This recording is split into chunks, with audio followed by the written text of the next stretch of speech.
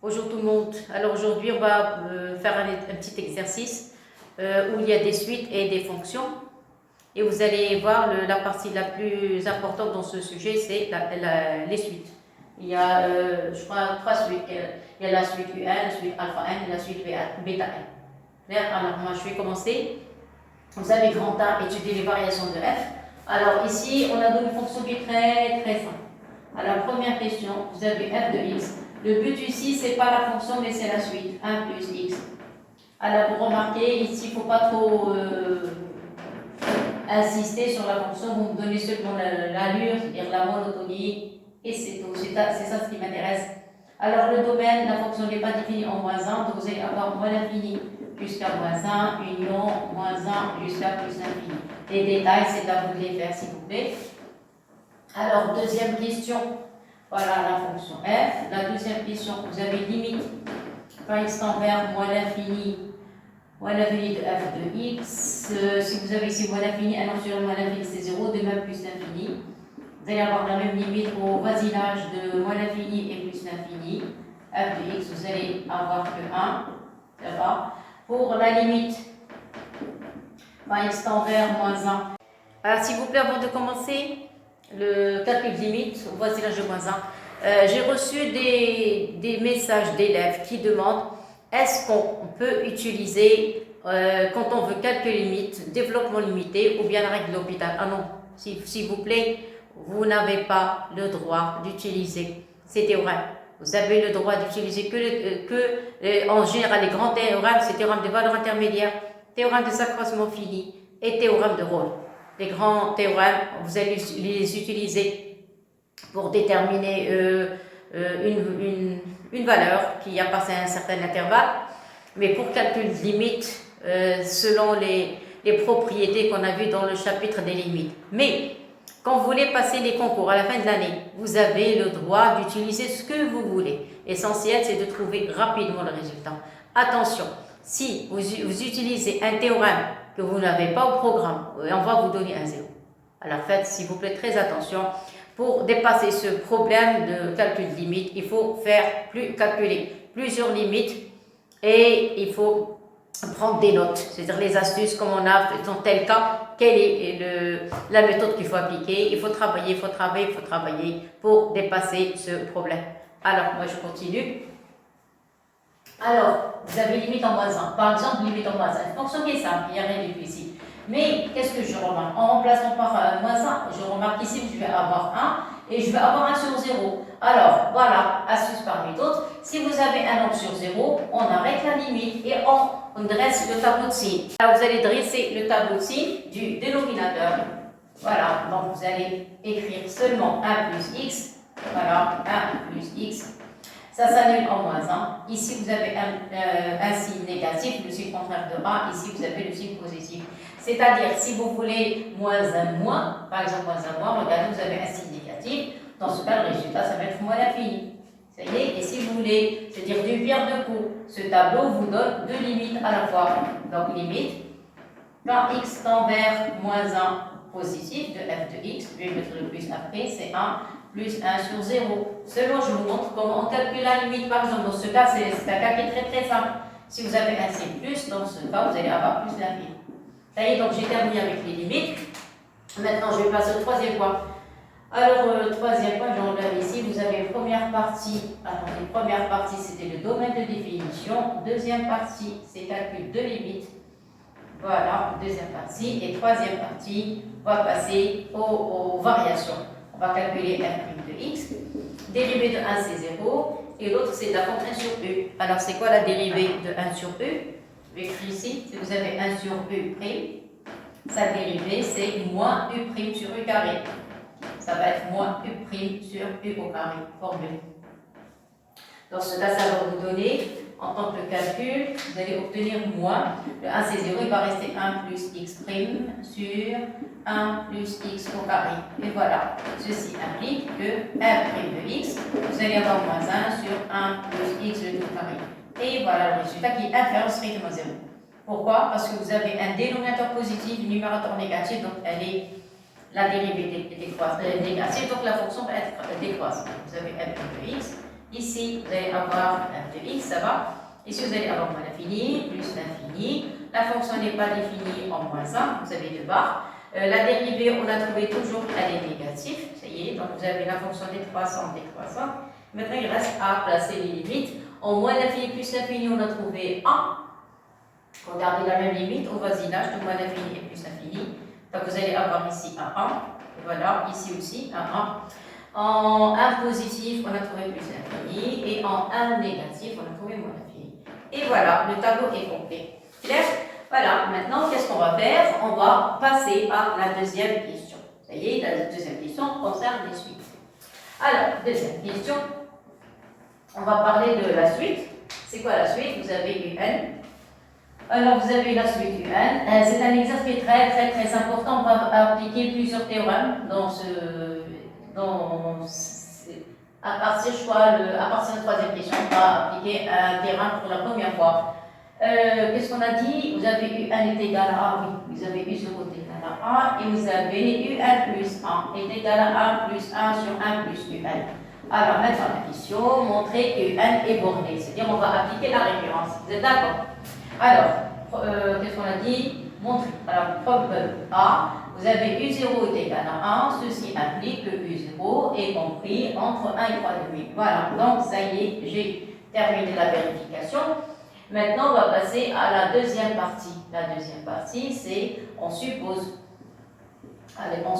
que vous allez voir que c'est simple, oui, mais à partir d'un certain rang, vous allez voir que la suite va devenir un petit peu difficile. Donc, qu'est-ce qu'on a dit? On suppose que UN est compris, qu'est-ce qu'on a dit? Entre 1 et 3 demi, voilà. Et on montre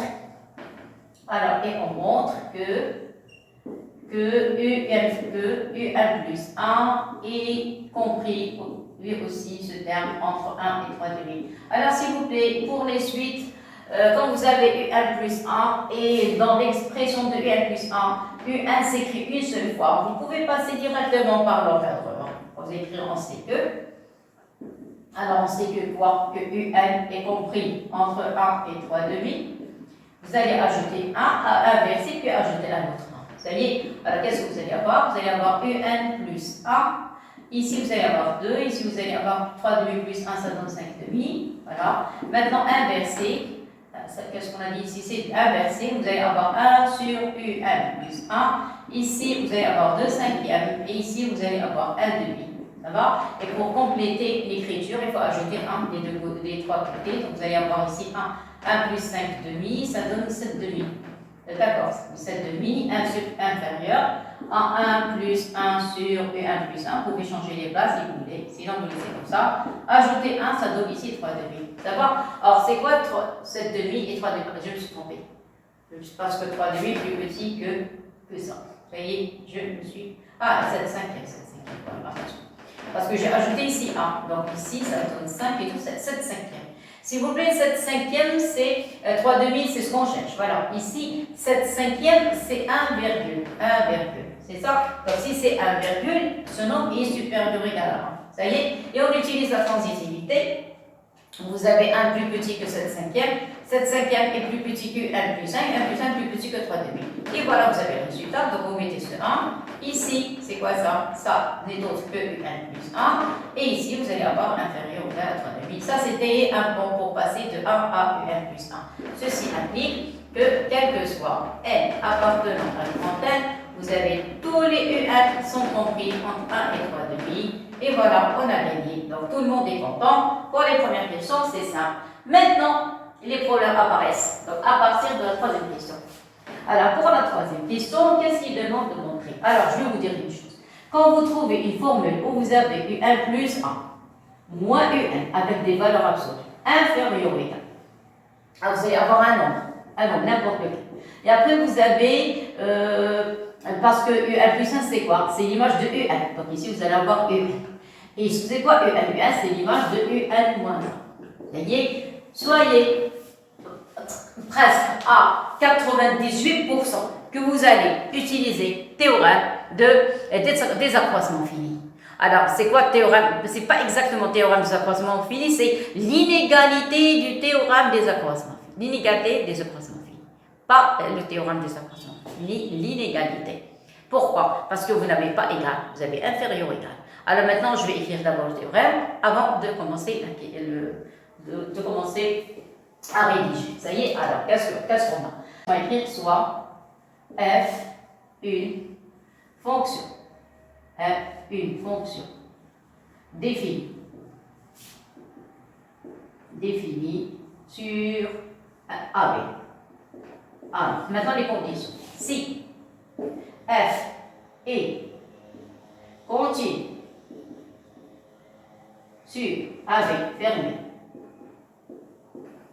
Deuxième point, si f est dérivable. Si f est dérivable sur l'intervalle ouvert AB. Troisième point, si la valeur absolue f' de x est inférieure ou égale à 3, ça y est, avec k appartenant R plus étoile. Ça y est, A implique la valeur absolue de f de b moins la valeur absolue de la valeur absolue f de b moins f de a est inférieure ou égale à k, valeur absolue de b moins 1. Je cadre et je passe à l'application de ce théorème. On sait que, regardez, j'ai placé le 1 et le 3,5 dans le tableau. Vous avez 1 et 3,5. Comment est la fonction? Elle est décroissante. Ça y est, continue strictement décroissante. On sait que f est continue sur l'intervalle 1, 3, 2. Vous êtes d'accord? Alors, avant de commencer, je vais prendre soit, alors attendez, parce que le cours, on dit qu'on travaille sur l'intervalle AB. Alors, soit AB appartenant à R plus étoile, tel que l'intervalle AB va être inclus dans l'intervalle 1, 3, 2. Alors, vous allez me dire pourquoi? Pour pouvoir appliquer ce théorème pour n'importe quelle valeur AB, telle que l'intervalle AB est inclus dans l'intervalle 1, 3, 2. Donc, on sait que f est continue sur l'intervalle 1, 3, 2. Vous êtes d'accord? S'il vous plaît, les détails, c'est à vous de les faire. Vous allez les écrire, vous allez écrire que ça, c'est une fonction polynôme, l'inverse, c'est une fonction polynôme, somme de fonctions continues, donc c'est continu. Ça y est, f est continue sur 1, 3, demi, donc f est continue sur AB. Voilà, ça c'est pour l'intervalle AB. Vous avez f est dérivable sur l'intervalle 1, 3, 2. Pourquoi dérivable? Vous pouvez prendre l'intervalle ouvert, fermé, ici on n'a pas de problème. Pourquoi dérivable? Parce que la dérivée a un problème seulement en moins 1. Mais de moins l'infini moins 1 ou bien moins 1 plus infini, on n'a pas de problème. Donc f est dérivable sur 1, 3 demi, donc f est dérivable sur l'intervalle AB ouvert. On n'a pas de problème. Je répète toujours, l'intervalle AB est inclus dans l'intervalle 1, 3 demi. Claire, qu'est-ce qui reste maintenant? Il reste à prouver, voilà la première, la deuxième, maintenant il reste la troisième condition. Ça y est, on sait que quel que soit x, attendez, oui, appartenant à, oui, voilà la dérivée. Quel que soit x appartenant à l'intervalle, normalement au domaine, à d de f, voilà, on a f' de x est égal à moins 1 sur 1 plus x carré. Moins 1 sur 1 plus x au carré, 1 plus tout carré. Voilà, ça va? La dérivée. Mais nous, on ne veut pas de domaine. On veut seulement l'intervalle A. C'est tout ce qu'on veut. Ça y est? Voilà. Alors, qu'est-ce qu'on a? Je vais calculer la dérivée, la valeur absolue de la dérivée. Parce que le théorème a besoin de la valeur absolue. On va avoir 1 sur 1 plus x tout carré. Vous êtes d'accord? Voilà pour la valeur absolue. Maintenant, je vais passer l'application du théorème. Qu'est-ce qu'on a? On a quel que soit x. Nous, on travaille, le grand intervalle, c'est 1, 3 demi. L'intervalle AB, il est à l'intérieur. Donc, quel que soit x, appartenant à l'intervalle, j'ai pris tout l'intervalle, avec même des bornes fermées, pas de problème. Qu'est-ce que vous avez? Vous avez x, est compris entre 1 et 3,5. Donc si vous ajoutez 1, vous allez avoir de ce côté 2, et ici vous allez avoir 1 plus 3,5, ça donne 5,2. Maintenant, vous allez appliquer le carré. Donc, ceci applique, quel que soit x appartenant à cet intervalle. Le carré, ici, vous allez avoir un 4. Ici, vous allez avoir 1 plus x ou bien x plus 1, ça revient au même. 1 plus x au carré. Je suis passé au carré. Ici, vous allez avoir 25 sur 4. C'est d'accord. Maintenant, j'ai au dénominateur. Donc, je vais inverser. Donc, quel que soit x appartenant à cet intervalle, vous allez avoir 4 sur 25. Voilà. Inférieur ou égal à 1 sur 1 plus x au carré. Plutôt au carré. Inférieur ou égal à 1 quart. Voilà. Clair? Et vous remarquez que 4 sur 25 est plus petit que 1 quart. Or, ça c'est positif et ça c'est positif. Donc, je peux remplacer ça par la dérivée. Ceci indique que, quelle que soit, c'est la dernière ligne, appartenant à l'intervalle 1, 3,5, voilà. Qu'est-ce que j'ai? Alors, cette expression n'est autre que la valeur absolue de f et de x. Voilà, inférieur ou égal à 1 quart. Et ce 1 quart joue le rôle de quoi? Joue le rôle du quart. Vous allez écrire la fin. Donc, d'après, regardez ce que je vais écrire. L'inégalité du théorème des accroissements finis. Inégalité du théorème des accroissements finis. Si vous ne mettez pas le i, on va lire le théorème des accroissements finis. S'il y a le i, c'est inégalité. Clair? Alors, qu'est-ce qu'on va voir? Donc, d'après ce théorème, on a quoi? F de B moins F de A, valeur absolue, et inférieur ou égal à K, valeur absolue de B moins A. Tout simplement. Ça y est, parce que moi, je n'ai pas envie de travailler sur l'intervalle 1, 3,5. J'ai envie de prendre deux valeurs quelconques, mais seulement ces deux valeurs doivent appartenir à l'intervalle 1, 3,5. Or, voilà la réponse. Or, qu'est-ce qu'on sait? On sait que, voilà l'astuce, quel que soit n appartenant grand N, vous avez tous les UN sont compris entre 1 et 3,5. Tous les UN. Ça y est? Alors, si tous les UN sont compris entre 1 et 3,5, c'est-à-dire UN joue le rôle de X. Vous êtes d'accord? 1, 3,5. Regardez. Donc, les UN vérifient toutes ces propriétés. Et par conséquent, c'est ça. Qu'est-ce que je vais faire?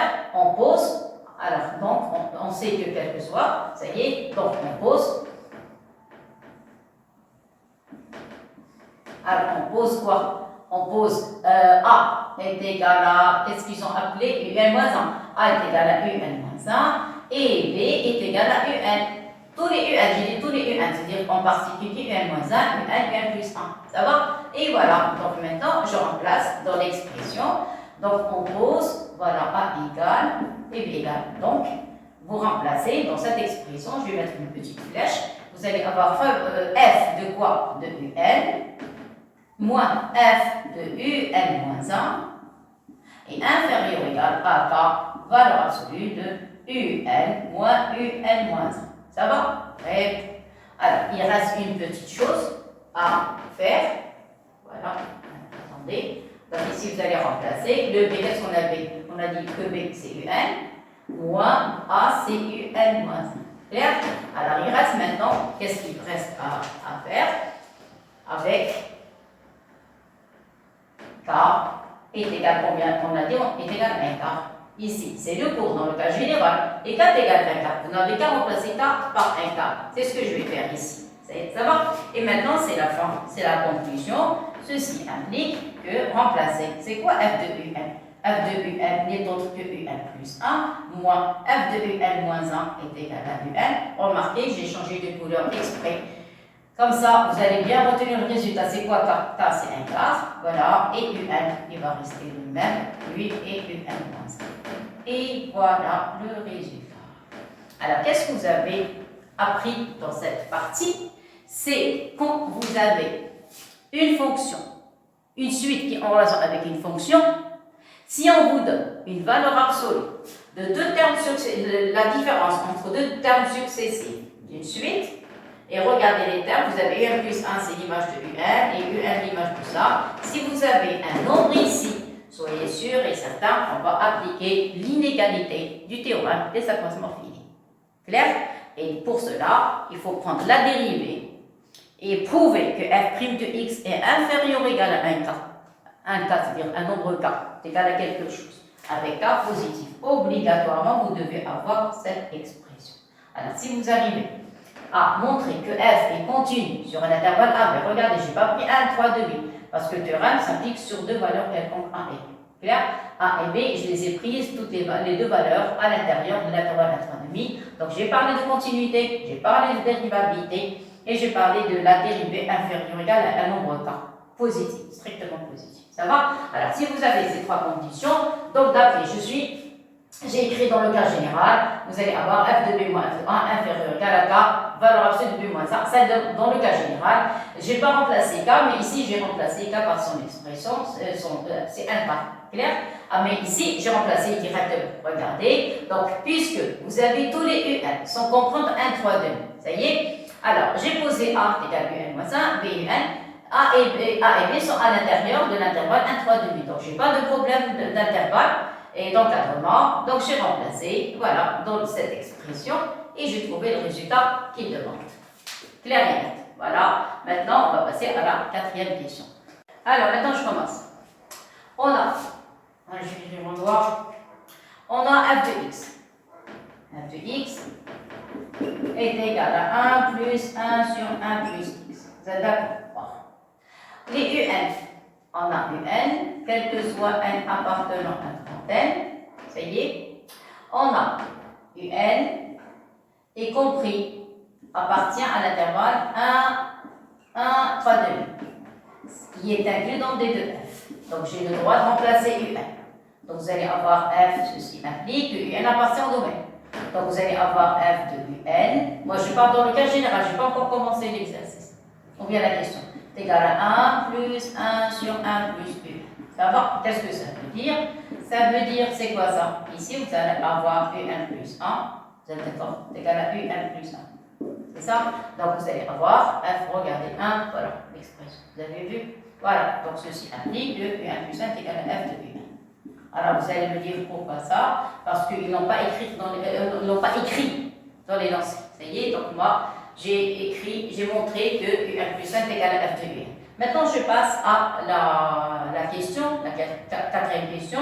Je commence le A, la question A. Ça y est?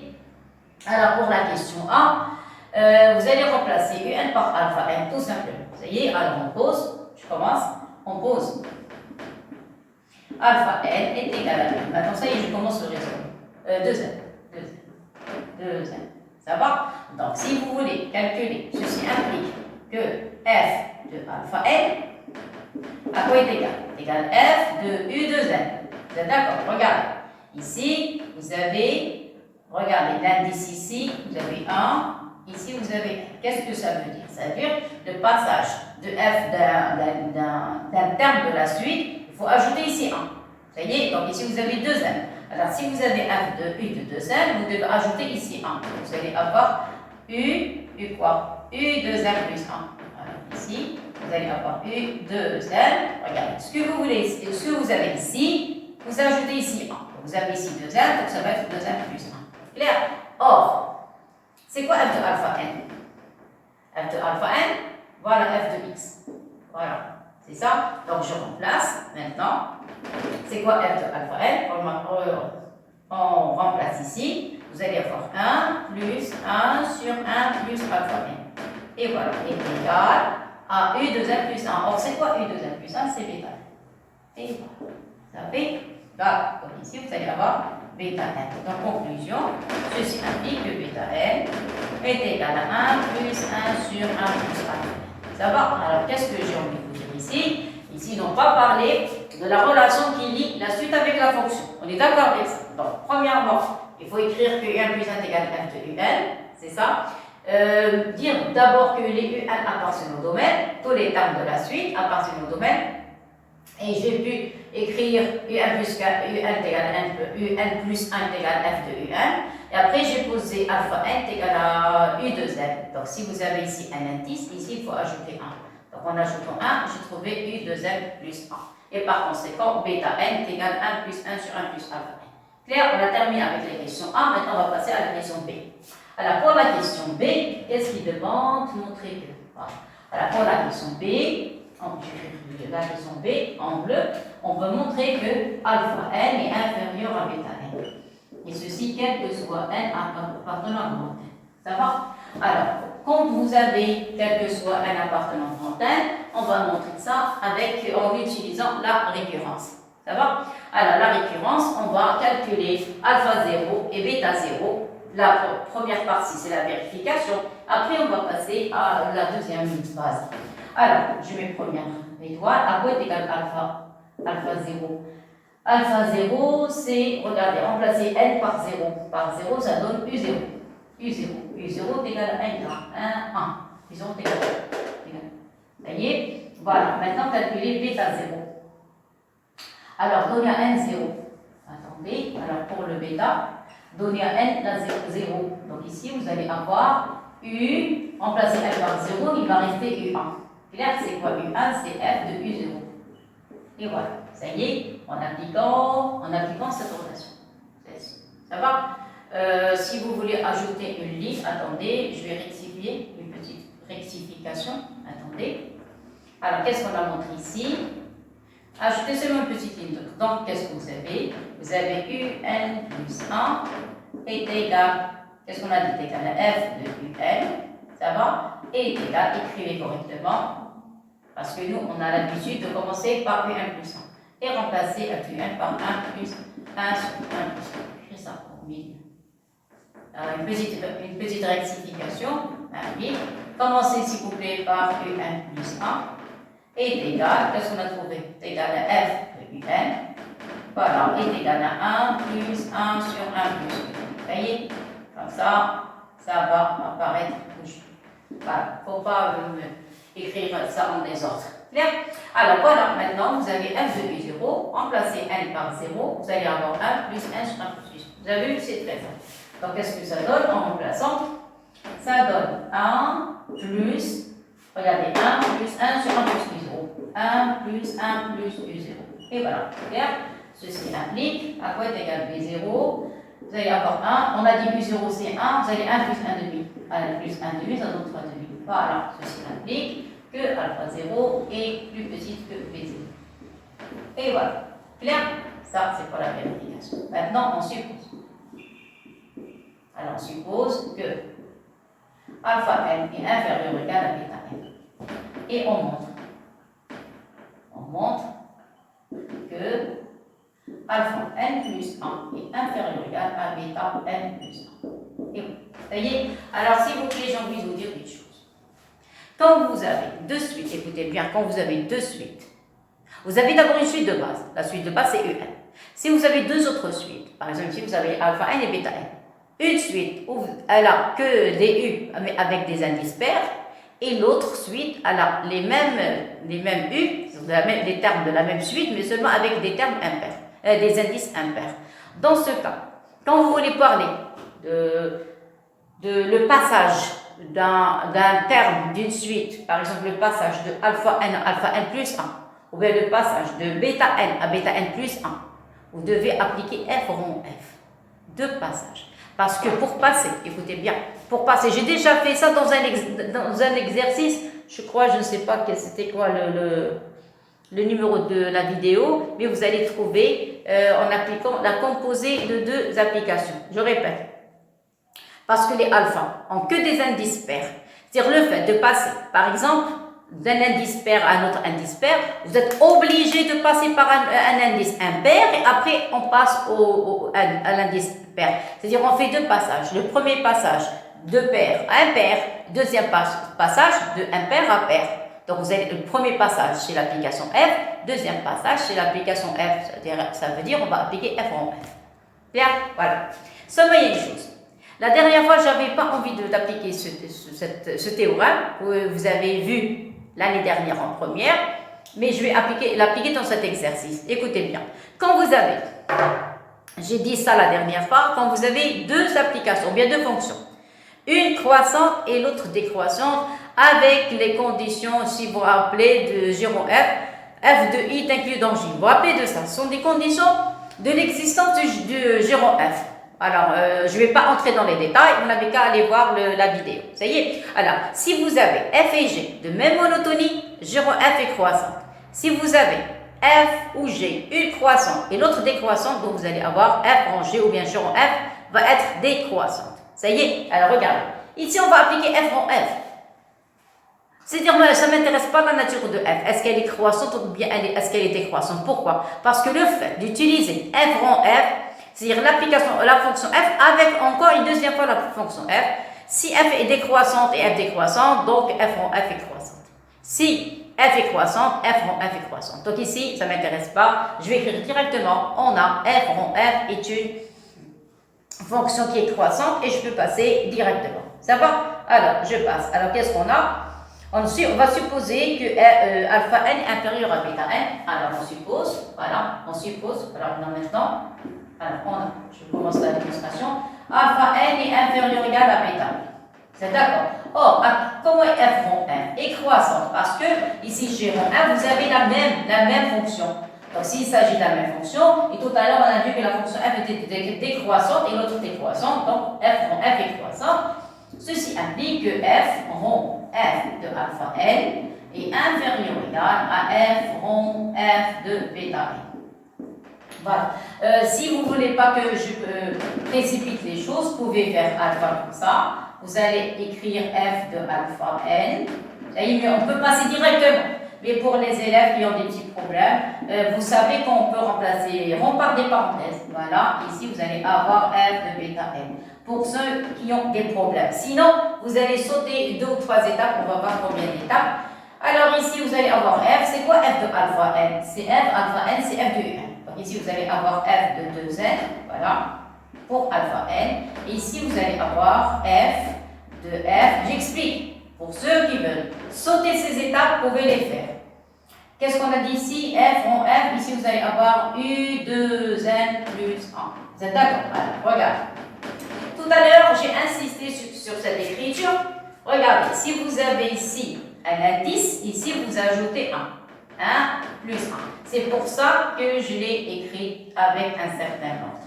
Ah, c'est très, très important. Alors, regardez, l'indice que vous avez ici, vous ajoutez 1. Alors, ici, moi, j'ai combien? J'ai 2n. J'ai 2n. Ça y est, alors, on va ajouter 1. Ne touchez pas cette application. Ça y est, laissez tranquille. Mettez les parenthèses. À quoi est égal f de u2n? Ça donne u2n plus 1. Ici, vous allez ajouter 1. 2n plus 1. Clair? La même chose de l'autre côté. Inférieur égal f des parenthèses. Combien vous avez ici? Ici, vous avez 2n plus 1. Donc ici, vous allez avoir 2n plus 1. Ajoutez 1, ça devient u2n plus 2. Voilà. Donc ici, vous allez avoir u, et l'indice, ça va être 2n plus 2. Alors, 2n plus 2. Vous êtes d'accord avec ça? Ça, c'est le clair? Mais attention, f à u2n plus 1, qu'est-ce que ça donne? Ça donne u, mais avec 2n plus 2. Vous êtes d'accord? Donc, 2n plus 2. Clair? Et ici, vous allez avoir 2n plus 3. Inférieur ou égal u2n plus 3. Ah, voilà. Alors, 2n plus 2, 2n plus 3, c'est mal écrit. Alors, 2n, ajouter 1, ça donne plus 3. Ça y est, c'est mal écrit. Pourquoi? Vous allez voir. Je répète toutes ces étapes. Toutes ces étapes, vous pouvez les éviter. Presque. Vous pouvez les éviter. Sinon, si vous voulez les écrire, c'est votre choix. Ça y est? Alors, conclusion. Or, à quoi est égal alpha n? Qu'est-ce qu'on a dit? À quoi est égal alpha n? Alpha n est égal à u2n. Vous êtes d'accord? Ceci implique que alpha n plus 1, regardez, l'indice que vous avez ici, vous le multipliez par 2. Donc, si vous avez n plus 1, qu'est-ce que vous allez avoir? Vous allez avoir u2 et multiplié par 2, ça donne n plus 1. Vous voyez? Voilà, n plus 1. Si vous développez, ça donne u2n plus 2 égal à u2n plus 2. C'est ce qu'on a trouvé ici. Vous avez vu? Voilà, c'est égal à 2n plus 2. Ça y est, donc ça c'est alpha n plus 1. Et voilà. Vous voyez? La même chose pour bêta n. Alors pour bêta n, c'est égal à u2n plus 1. Donc vous allez avoir 2 ici et plus 1. Voilà, donc j'écris. Si vous avez n, vous allez avoir 2n plus 1. Clair? Maintenant, passez à bêta n plus 1. Donc il faut mettre égale U2. Voilà, attendez. Donc, qu'est-ce qu'on a ici? On a dit n plus 1 ici. C'est d'accord? Donc, l'indice que vous avez ici, vous le multipliez par 2. Vous allez avoir n plus 1 et ajouter le 1 qui est en bleu. Et voilà, clair, calculé, ça donne combien? Ça donne 2. C'est d'accord? Alors, vous avez 2n plus 3. Vous êtes d'accord? Si vous développez, ça donne 2n. Je vais écrire en rouge. Ça donne 2n plus 3. Et voilà, c'est ce que j'ai trouvé à la dernière. Regardez, ça y est, vous avez eu 2n plus 3 et 2n plus 3. Clair? Donc, ceci implique. Donc, qu'est-ce qu'on a? C'est quoi ça? C'est alpha n plus 1 est inférieur ou égal à bêta n plus 1. D'où le résultat. Clair? Ceci implique que quel que soit n appartenant à grand N, vous allez avoir des alpha n tous ces termes sont inférieurs ou égal à bêta n. Et voilà le résultat. Il ne faut pas l'encadrer jusqu'à la fin. Alors, quel que soit n appartenant à n, vous allez avoir alpha n inférieur ou égal à bêta n, quel que soit n appartenant à n. Ou bien, voilà, qu'est-ce qu'on a? On a alpha n inférieur ou égal à bêta n. Vous êtes d'accord? Vous avez f rond n. Comment est cette fonction? Croissance plus implique, vous appliquez f rond f de alpha n est inférieur ou égal à f rond f de bêta n. C'est ça? Vous n'avez qu'à remplacer alpha n et bêta n. Voilà, qu'est-ce que ça donne? Ça donne ici f rond f de i de n. C'est ça, inférieur ou égal à f rond f de u de n plus 1. Et puisque vous appliquez f rond f, vous pouvez passer directement au résultat. Voilà, qu'est-ce que vous allez avoir ici? U de n. Le premier passage, on ajoute 1. Au deuxième passage, on ajoute un autre. Donc ça donne 2n plus 2. Ça y est, même chose ici. Premier passage, au début, on a 2n plus 1. Au premier passage de f, on va avoir 2n plus 1 plus 1, c'est-à-dire 2n plus 2. Et au deuxième passage de la fonction, vous allez avoir 2n plus 3. 2n plus 3, on va passer directement. Regardez, de 2n, regardez, de 2n, deux passages, on ajoute 2. 2n plus 1, deuxième passage, vous allez avoir plus 3. Et voilà, ici vous avez plus 1. Vous avez vu, 2n plus 1. Et voilà. Alors, pour ceux qui veulent passer directement de ça, alors, en appliquant directement, ça y est, donc conclusion, quel que soit n appartient, non, la classification à trouver, on va trouver que alpha n plus 1 est inférieur à bêta n. Maintenant, s'il vous plaît, on va passer à la monotonie de alpha n, bêta n. Je vais faire une seule démonstration et la deuxième, ça va être la même chose. C'est-à-dire que je vais déterminer, je vais montrer que alpha n est croissante et pour bêta n, c'est à vous de la faire. D'accord? C'est le même principe. Voilà. Alors, je vais écrire pour alpha n, la suite alpha n. Ça y est? Voilà. À quoi est égal alpha 0? Je vais faire ça par récurrence parce qu'ils ont démontré que alpha n est croissante. Donc, je connais la monotonie de alpha n. En plus, alpha n a des indices pairs et celle-ci des indices impairs. Donc, on va voir comment on va traiter cette question. Alors, pour alpha 0, c'est U0. On a déjà calculé tout à l'heure, c'était 1. Clair? Bon. Pour avoir alpha 1, c'est quoi alpha 1? Alpha 1, c'est U2. C'est U2. Parce que, regardez, voilà l'expression de alpha.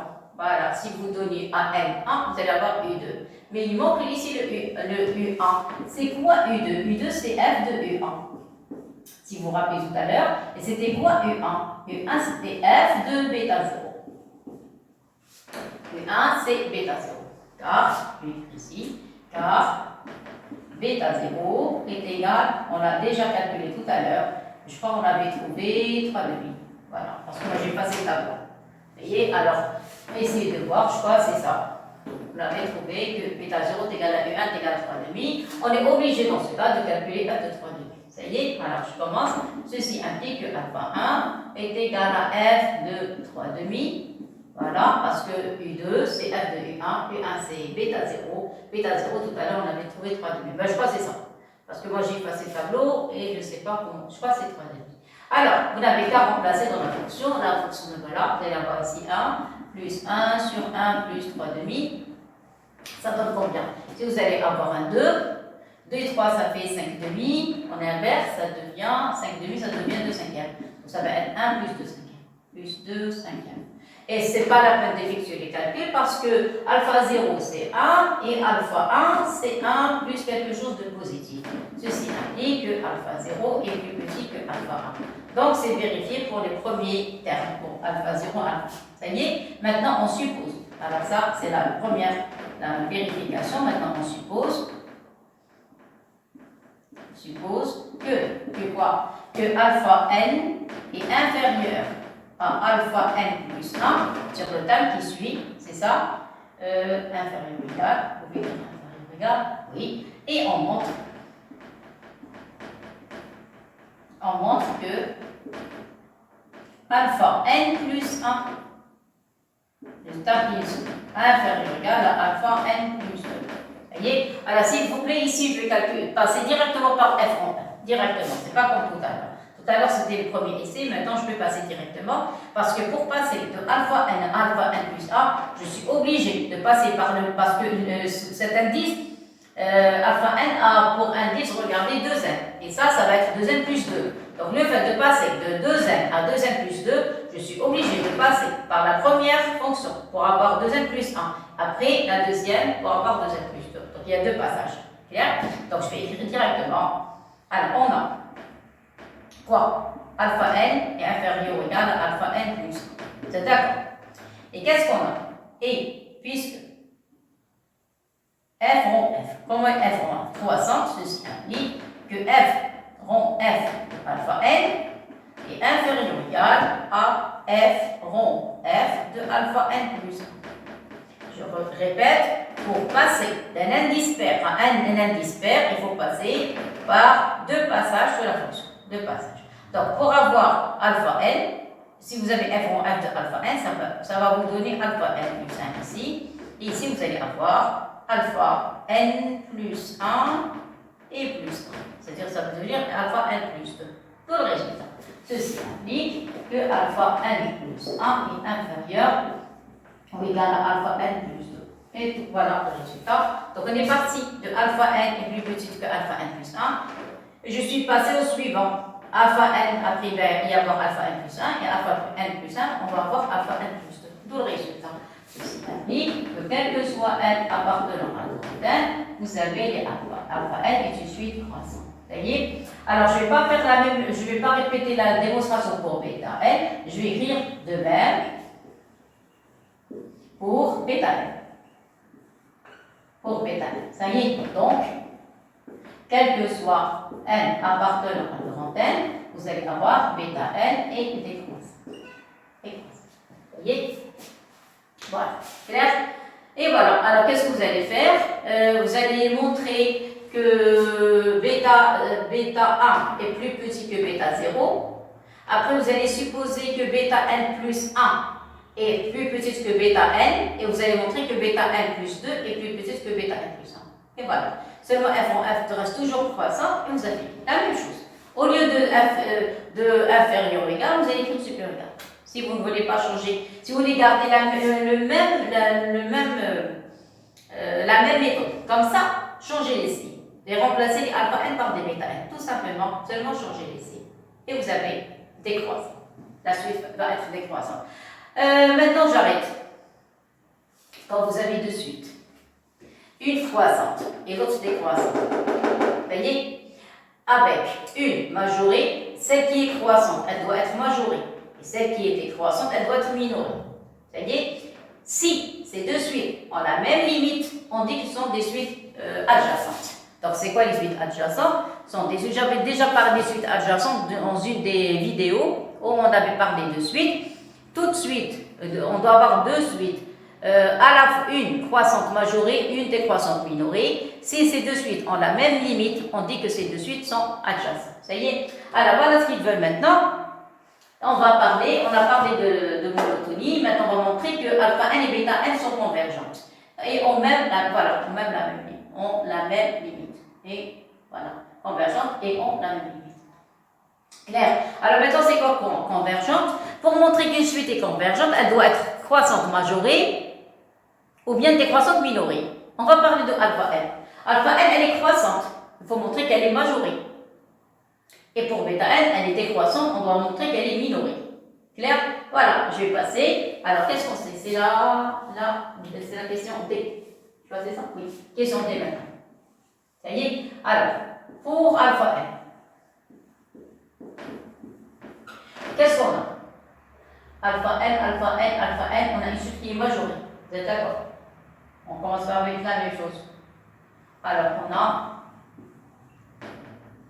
alpha n et une suite croissante. Vous êtes d'accord? Qu'est-ce qu'il manque? Il manque montrer qu'elle est majorée. Vous êtes d'accord? Or, quel que soit n appartenant à grand n, les alpha n, ce sont des termes de la suite. Vous avez alpha n est comprise entre 1 et 3 demi. D'après la première question, regardez la première question. Et ceci, c'est quel que soit n, en particulier pour alpha n, bêta n. Tous les termes de U sont compris entre 1 et 3 demi. Ça y est? Donc, alpha n, elle est croissante, elle est majorée par 3 demi. 18 croissante, majorée. Enfin, majorée par 3 demi. Donc, alpha n est convergente. Voilà, ça va? Ça pour alpha. Pour alpha. Voilà. Vous voyez? Maintenant, pour bêta n. Pour bêta n, on a bêta n et une suite, comme elle est décroissante. Décroissante et minorée. Qu'est-ce qu'on a dit? Croissante? Croissante et une suite croissante et majorée. Et majorée par 3 demi, donc elle est convergente. Vous avez bien une suite décroissante et minorée. Minorée par 1. Pourquoi? Parce que les alpha n sont des termes de la suite un. Et tous les termes de la suite un sont compris entre 1 et 3 demi. Ça y est? Et minoré par 1. Ça y est, parce que vous allez avoir bêta n, voilà, entre 1 et 3 demi. Ça y est, d'après la question. La question précédente. Ça y est, donc, bêta n est une suite convergente. Ça va? Donc, soit pour alpha n, ça y est, soit pour alpha n, soit pour bêta n, les deux suites, leurs termes sont des termes de la suite un.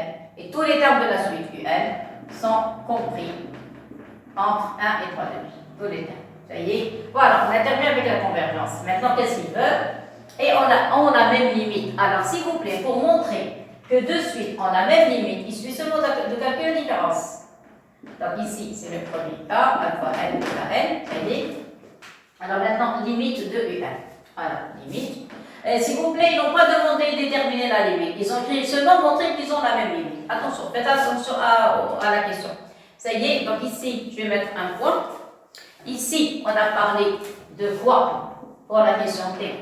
On a parlé seulement de convergence. Alors, pour la question D, ici, on a parlé que de la convergence. Maintenant, on va montrer que les deux suites ont la même limite. Clair? Alors, pour montrer que les deux suites ont la même limite, qu'est-ce qu'on va montrer? On va montrer, parce que toujours il faut savoir qu'est-ce qu'on va montrer. Alors, on va montrer, on montre que limite de alpha n est égale à la limite de bêta n. Vous êtes d'accord? Si vous voulez faire un temps plus simple, vous l'ajoutez, sinon c'est pas la peine. Je vous dis, ça y est. Donc limite, on veut montrer ça. C'est-à-dire, il faut montrer que limite, quand un temps va plus l'infini, de quoi? De alpha n moins bêta n, vous devez trouver l'égal à 0. Vous êtes d'accord? Pour montrer que de suite ont la même limite, il suffit seulement de calculer la différence, c'est ça, passer aux limites et passer à la limite et vous devez avoir 0. Voyez? Mais attention, nous on ne veut pas de la valeur de la limite. On veut seulement montrer que les deux suites ont la même limite. C'est tout. Clair?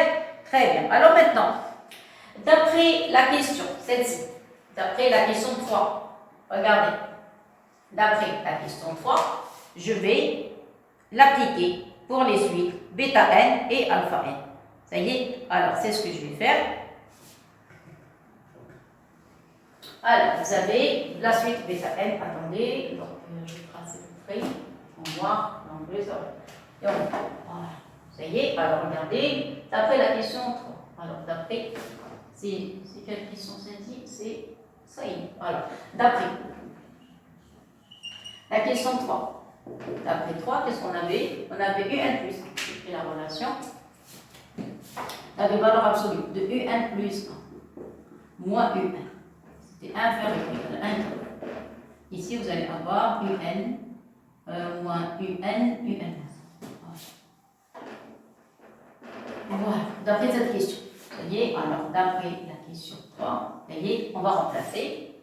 On va partir de la valeur absolue de bêta n. Je vais remplacer n par des termes, par des indices. Ça y est, alors vous allez prendre n est égal à 1, n est égal à 2, et vous allez partir jusqu'à 2n.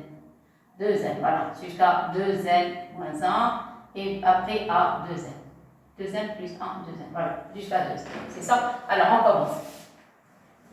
Ici, vous avez n plus 1. Ici, vous avez n. Ici, vous avez n. Ici, vous avez n. Et voilà. Clair? Alors, je commence. Pour remplacer, vous allez avoir, remplacé par 1, vous allez avoir U2 moins U1 inférieur 1 quart facteur de U1 moins U0. Je passe n égale à 2. Vous allez avoir U3 moins U2 inférieur ou égal à 1 quart. Ici, vous allez avoir U2 moins U1. Ça y est, remarquez les simplifications. Ça y est. Alors, je ne vais pas écrire toutes les. Je vous ai donné seulement le principe. Ici, donner, remplacé par 2n moins 1. Qu'est-ce que vous allez obtenir ici? Alors, 2n moins 1 plus 1, ça reste U2n. Alors, U2n moins U2n moins 1 inférieur ou égal à 1 quart. Alors, vous devez avoir n. La même chose, vous allez avoir ici 2n moins 1, moins, retrancher 1, 2n moins 2. Vous avez dit, je remplace. Maintenant, la dernière, remplacée par 2n, vous allez avoir u 2n plus 1, moins u 2n, inférieur ou égal à 1 quart. Valeur absolue, ici vous allez avoir 2n moins u 2n moins 1. Et voilà, ça y est. Alors, en effectuant le produit, mon grand nombre, je n'ai pas assez de place. Je vais mettre une accolade. Ça y est. Normalement, vous pouvez la mettre de l'autre côté. Ça y est, vous pouvez. Cette accolade, normalement, vous devez la mettre de l'autre côté. Ça y est. Alors, je vais la mettre de l'autre côté et mettez un produit. Ça y est. Et normalement, on doit écrire en effectuant le produit. Je vais écrire ici en effectuant. Effectuant. Je suis pas assez de place. Le produit. Membre à membre.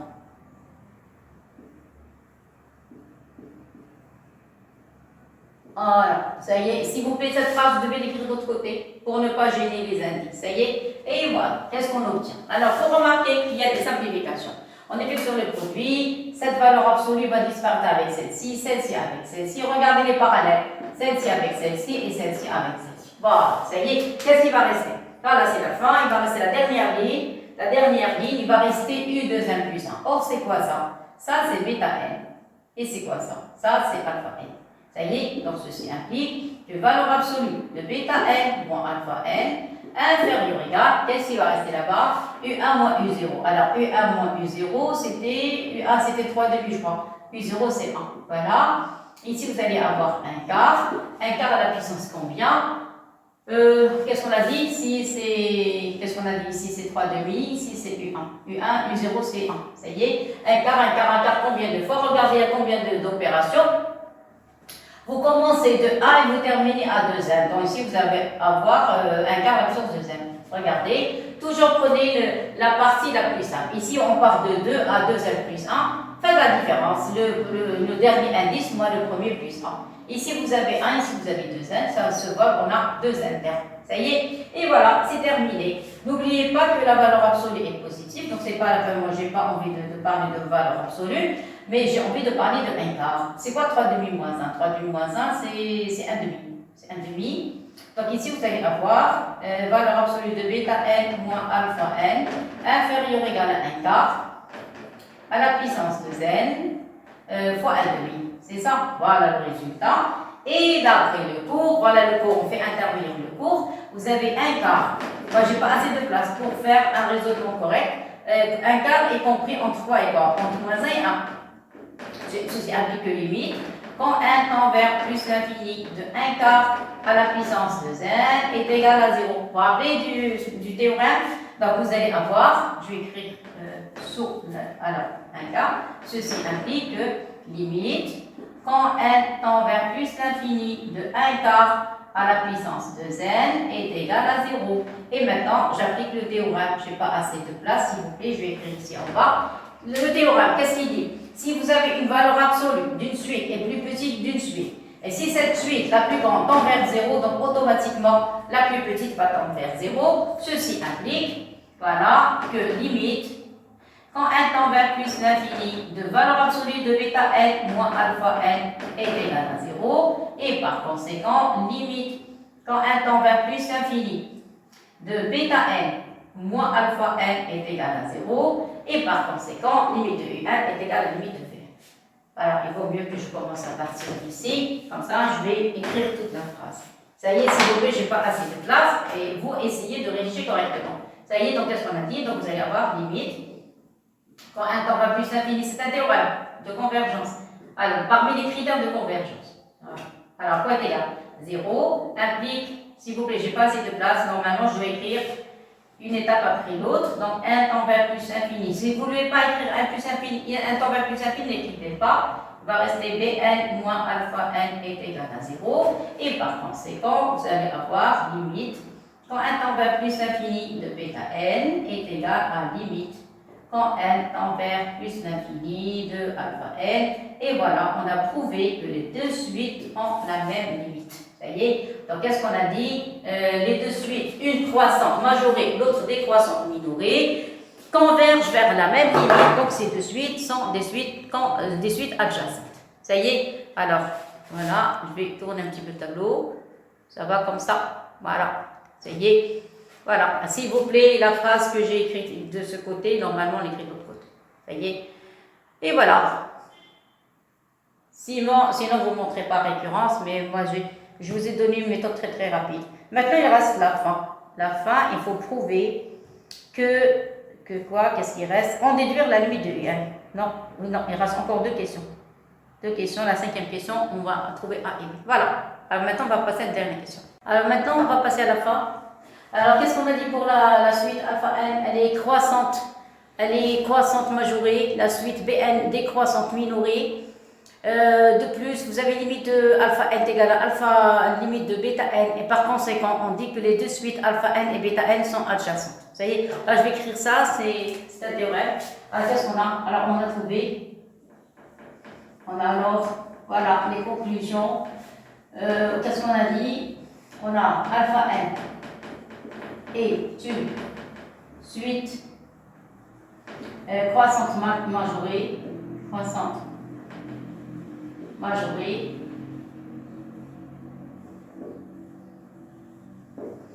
bêta n, suite est une suite décroissante minorée.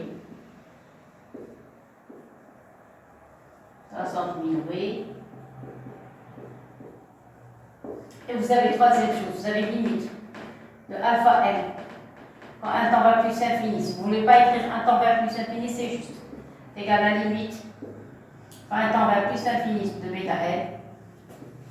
Et alors, si vous avez ces trois, donc alpha n et bêta n sont deux suites adjacentes,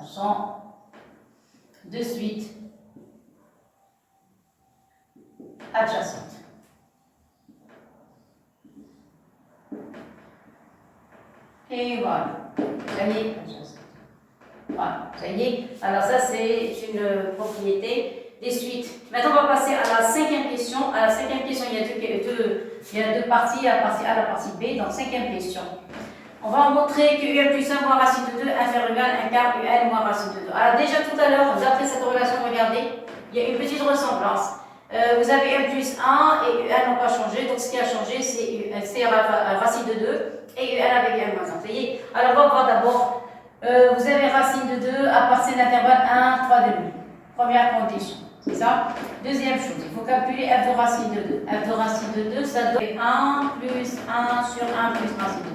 Voilà. Multiplié par l'expression conjuguée ici, ça donne 1 plus 1 moins racine de 2 sur 1 moins 2. Ça donne 1. Et si vous allez avoir moins 1, faites monter le moins 1 au numérateur, vous allez avoir moins 1 plus racine de 2. Et voilà. Donc vous avez, ceci implique que f de racine de 2 est égal à racine de 2. Ça va? Et maintenant, on va remplacer dans l'expression cette troisième question. Vous voyez? Donc vous avez troisième question implique.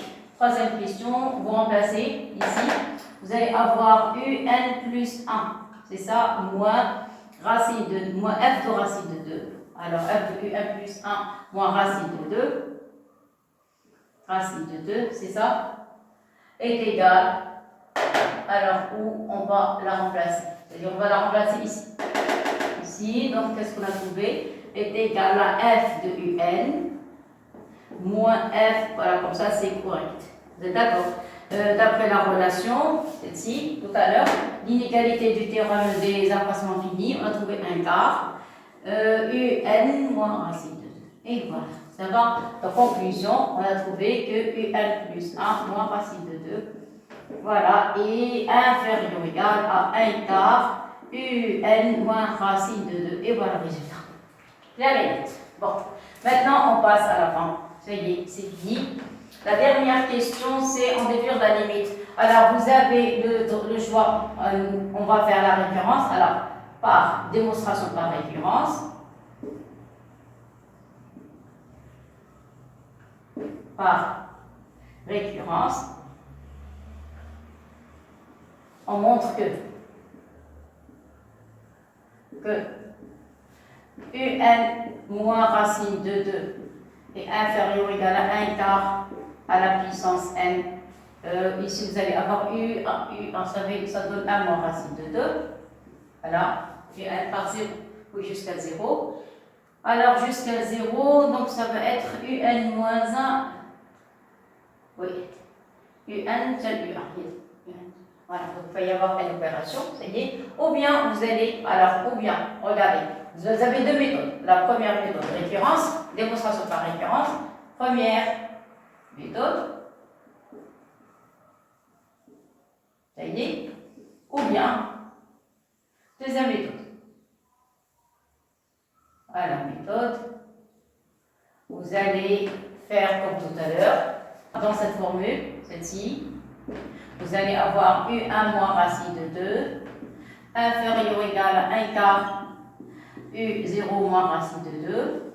De même, U2 moins racine de 2, inférieur ou égal à 1 quart, vous allez avoir ici U1 moins racine de 2, comme d'habitude, c'est ça. Et jusqu'à la dernière ligne, vous allez avoir UN moins racine de 2, inférieur ou égal à 1 quart, UN moins 1 moins racine de 2.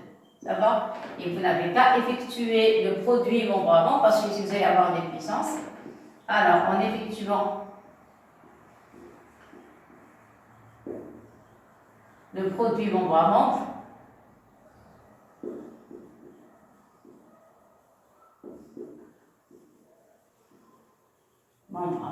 qu'est-ce que vous allez obtenir?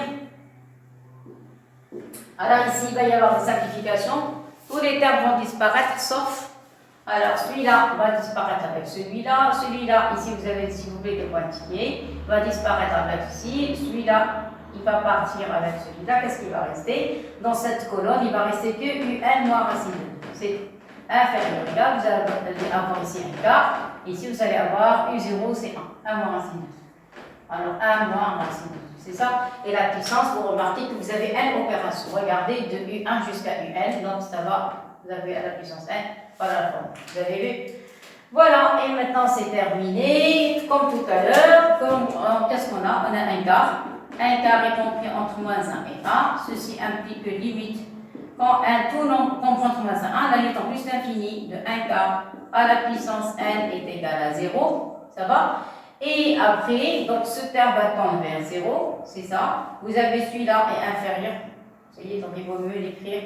Ceci implique que limite, quand n tend vers plus l'infini, s'il vous plaît, vous écrivez correctement, parce que moi je vous donne que des indications, je n'ai pas assez de place, ça y est. Et maintenant c'est la fin, ceci implique que limite, quand n tend vers plus l'infini, c'est un théorème, alors un moins racine de 2 est égal à 0, et par conséquent, limite, quand n tend vers plus l'infini de un moins racine de 2 est égal à 0, et par conséquent, limite, quand n tend vers plus l'infini de un est égal à racine de 2, et voilà le résultat final de la limite de cette suite. Voilà.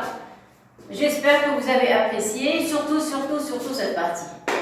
Cette partie concerne l'inégalité du théorème des accroissements finis. S'il vous plaît, si vous avez regardé, il y a 3 sortes de termes d'une suite. Si vous avez un nombre, essayez de prendre tous les termes de la suite, compris entre un nombre, entre deux nombres, c'est ça.